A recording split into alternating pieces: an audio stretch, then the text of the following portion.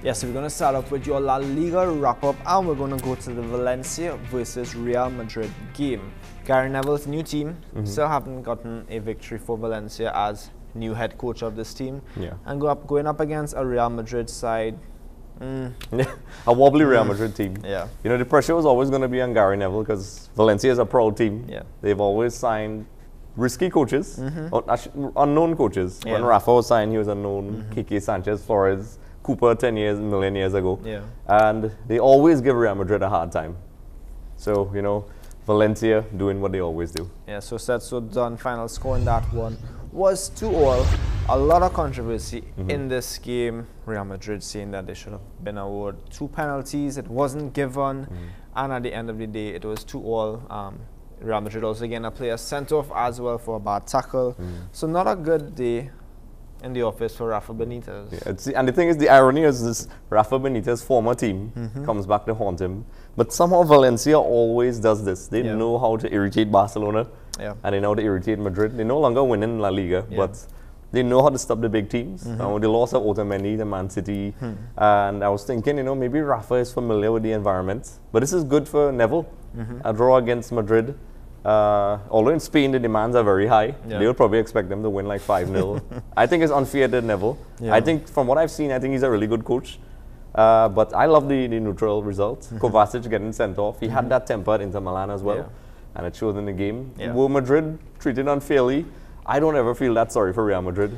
You know, they always get favorable calls.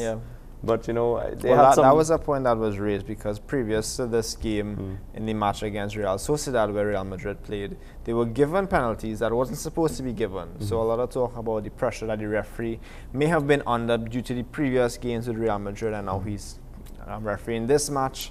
So that could have some sort of effect on his decision making. But like I think everyone should know by now, Rafa Benitez is not the coach of Real Madrid. Yes. I guess this game was the last straw. I feel sorry for him. Yeah. I just felt like they had a bullseye on his back from the very beginning, and they were just waiting for Rafa to slip. I'm not a fan of him anymore. I liked him at Valencia. I saw his decline at Liverpool. He messed with my Inter Milan. But Rafa, I just think maybe Real Madrid is jumping the gun a little bit. They weren't doing that terribly. Were they playing great football? No. But I think they should have held on to him a little longer.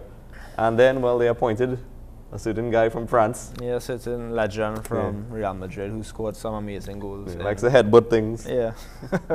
No, Zinedine Zidane is the new head coach of Real Madrid. So, it's to me, it's exciting to see Zizou back on a field in that capacity. Is something that I think any footballer would be intrigued to see what he would do, how the superstars of today, Ronaldo, Bale, would act to a manager like that who was a superstar at some point in time. Maybe it's a sign of the times. Zidane, being who he was, could step in and tell players, hey, listen, you know, they'll have that respect for him.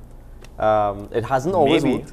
Yeah, maybe. Because he'll be like, hey, I'm Zidane, and they'll be like, hey, I'm Cristiano. Yeah. That's exactly what I was going to say too. I mean, it happened with Maradona as well.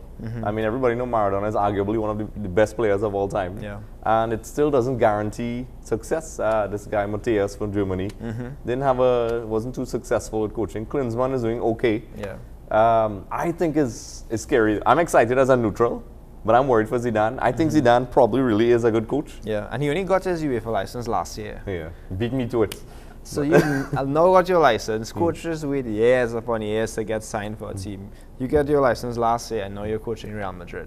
What's scary though is if it is, God forbid, Zidane doesn't do justice to Real Madrid, and say within a year he gets sacked.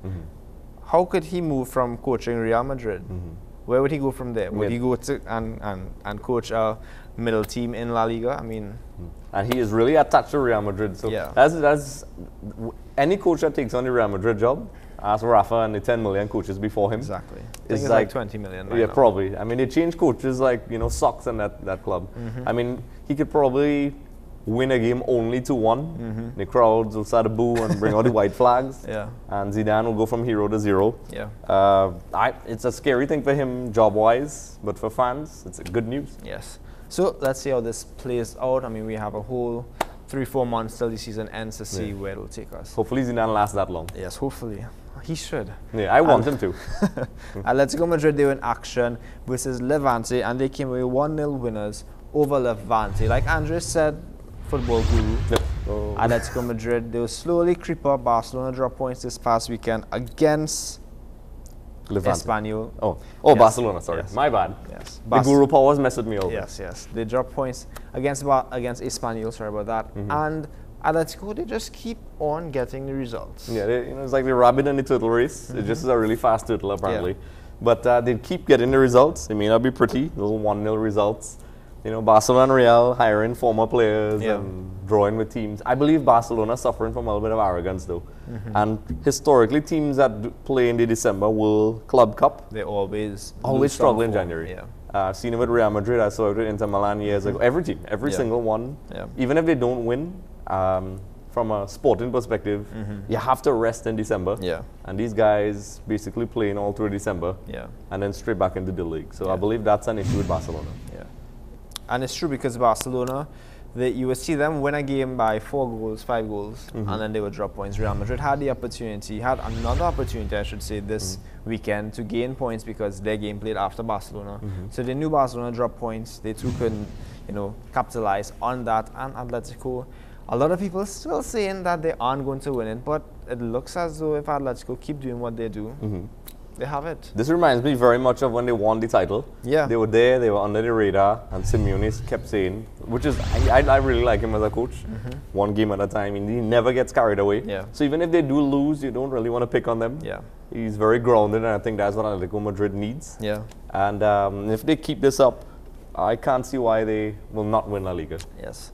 So let's go to the La Liga table. Atletico on top with 41 points from 18 games. Barcelona in second with 39 points, but they only played 17 games. So with that game in hand, if they do win, they would move to first place. And Real Madrid in third place with 37 points.